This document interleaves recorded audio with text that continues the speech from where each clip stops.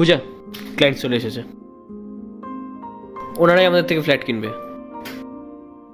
Manoj, hello sir.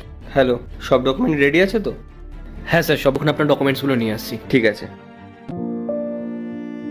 কি হয়েছে পূজা? আরে তুমি তোমার জয়েনিংয়ের দিনে 2 কোটি টাকার ফ্ল্যাট বিক্রি করেছো, তোমার তো খুশি হওয়া উচিত। কি করে খুশি হব? যেই মানুষটাকে আমি ফ্ল্যাটটা বিক্রি করছি সে আমার নিজের হাজবেন্ড, ও দ্বিতীয় বিয়ে করেছে। এদিকে আমি রেন্টে থাকি, আমার খরচা দিতে ওর জীবন বেরিয়ে যায়, আর ওদিকে ওর গার্লফ্রেন্ডকে ফ্ল্যাট কিনে দিচ্ছে। তুমি হয়তো জানো না, আমাদের ইন্ডিয়ান ল অনুযায়ী দ্বিতীয়বার বিয়ে করাটা কিন্তু বেআইনি। কেউ যদি ওর নামে কমপ্লেন করে দেয় না, ও জামিন পর্যন্ত পাবে না। আমি শুধু চাই ও যাতে শাস্তি পায়। ঠিক আছে, এগুলোতে একটু সাইন করে দিতে হবে। আর আমি কোথায় সাইন করব? সেটা আমি বলছি। তুমি এখানে কি করছো? কেন? জব করছি। তোমার জব করার কি প্রয়োজন?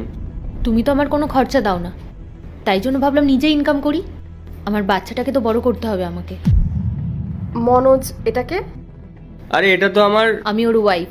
এই চিটিং বাজে লোকটা দুটো বিয়ে করেছে। পূজা, তুমি আমার সাথে ভেতরে চলো, আমি তোমাকে সব খুলে বলছি। পুলিশ আসছে। পুলিশ? কি প্রবলেম হয়েছে? এই চিটিং বাজ মানুষটা দুটো বিয়ে করেছে। আর আপনারা তো জানেনই, আমাদের ধর্মে আর আইনে দুটো বিয়ে করা অপরাধ।